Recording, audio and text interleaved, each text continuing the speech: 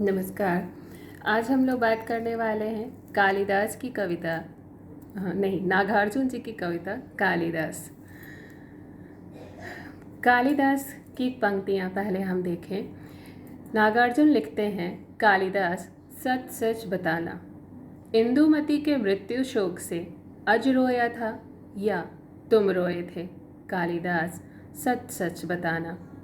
शिवजी की तीसरी आंख से निकली हुई महाज्वाला में धृत मिश्रित सूखी समीधा सम कामदेव जब भस्म हो गया, रति का क्रंदन सुन आंसू से तुमने ही तो दृग धोए थे। कालिदास सच सच बतलाना, रति रोई थी या तुम रोए थे। वर्षा ऋतु की स्निग्ध भूमि का प्रथम दिवस आषाढ़ मास का देख गगन में श्याम घन घटा विधुर यक्ष का मन जब उचटा खड़े खड़े तब हाथ जोड़कर चित्रकूट से सुभग शिखर पर उस बेचारे ने भेजा था, जिनके ही द्वारा संदेशा उन पुष्करावर्त मेघों का साथी बनकर उड़ने वाले कालिदास सच सच बतलाना, पर पीड़ा से पूर पूर हो, थक थक कर और चूर चूर हो, अमल धवल गिरी के शिखरों पर प्रियवर तुम कब तक सोए थे, रोया यक्ष कि तुम रोए थे। कालिदास सच सच बतलाना।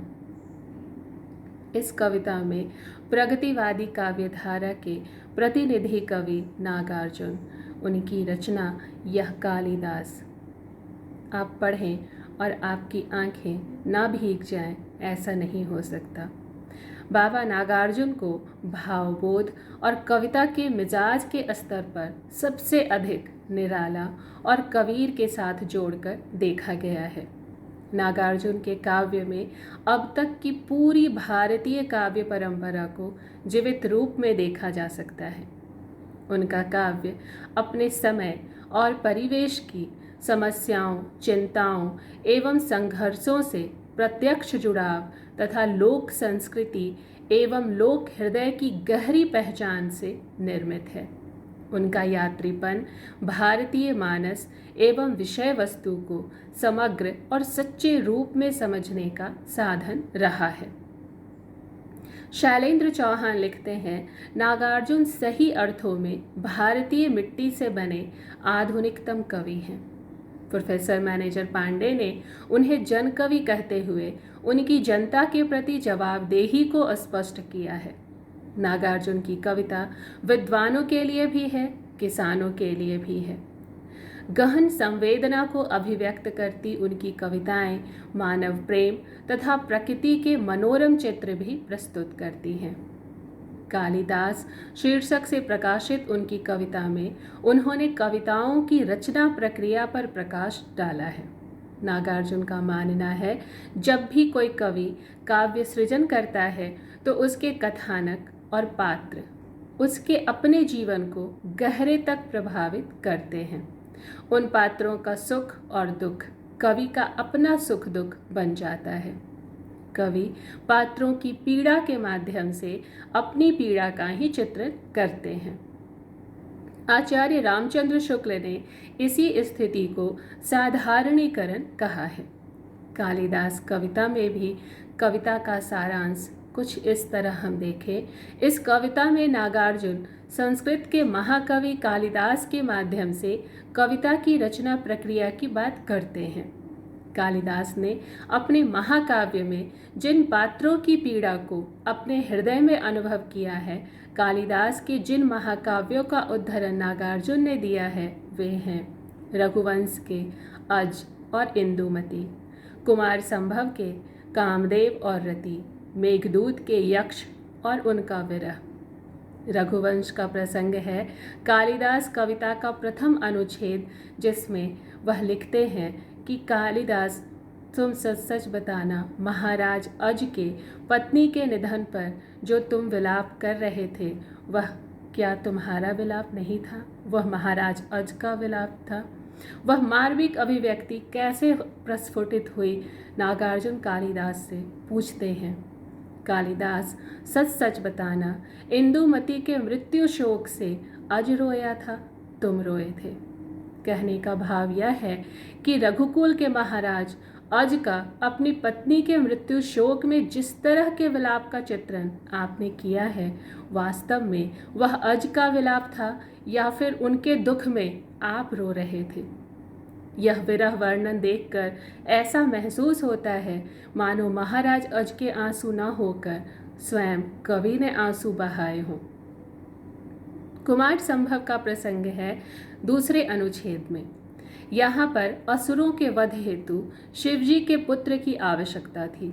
सती के दाह के पश्चात शिव वैरागी होकर समाधि में लीन थे, अतः सभी देवताओं ने शिव की समाधि तोड़ने और उनमें काम भावना जगाने हेतु प्रेम के देवता कामदेव को शिव के पास भेजा। कामदेव ने शिव की तपस्या तो भंग कर डाली, परंतु स्वयं उनके क्रोध के पात्र बन गए। शिव की तीसरी आंख से निकली ज्वाला में धृत मिश्रित सूखी समीधा सम कामदेव जब भस्म हो गया। जिस तरह घी लगी सूखी समीधा हवन की ज्वाला में जल जाती है, उसी के समान कामदेव जलकर भस्म हो गए।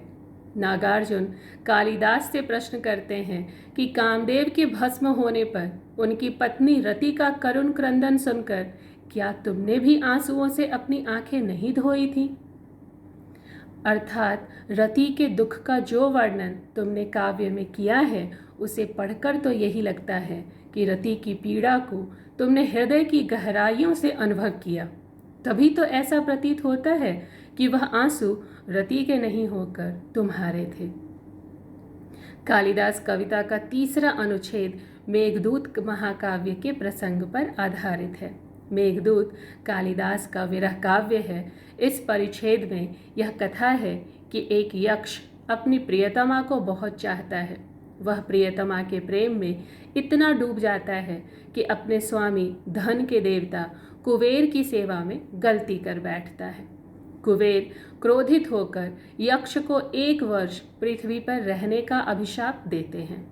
यक्ष पृथ्वी पर आता है, परंतु वर्षा ऋतु प्रारंभ होते ही आकाश में काली घटाओं के घुमड़ते ही यक्ष का मन प्रियतमा के विरह में व्याकुल हो उठता है। वह चित्रकूट पर्वत से बादलों को अपना दूत बनाकर प्रियतमा तक अपना संदेशा पहुंचाता है। नागार्जुन कालिदास से पूछते हैं कि क्या वह पीड़ा तुम्हारी नहीं थी? उस यक्ष की विरह पीड़ा को जिस तरह तुमने लिखा, वह लिखना तभी हो सकता है जब वह भोगा हुआ सच हो। कालिदास के माध्यम से नागार्जुन इस कविता में यह कहना चाहते हैं कि जब तक कवि दूसरे के भाव को अपने में धारण नहीं कर लेता, तब तक वह उसकी व्यथा को, पीड़ा को सही रूप में काव्य में नहीं दर्शा सकता। नागार्जुन की यह कविता सुमित्रा नंदन पंत की पंक्तियों की सार्थकता सिद्ध करती है। वियोगी होगा पहला कवि, आह से उपजा होगा गान, उमड़कर आँखों से चुपचाप वही होगी कविता अनजान। कालिदास कविता छोटी होते हुए भी शिल्प की दृष्टि से अत्यंत महत्वपूर्ण है। इस कविता की भाषा सरल है, प्रवाह युक्त है, मधुर है और हम सभी को हिंदी भाषा के साहित्य के प्रेमियों की यह कविता प्रिय है।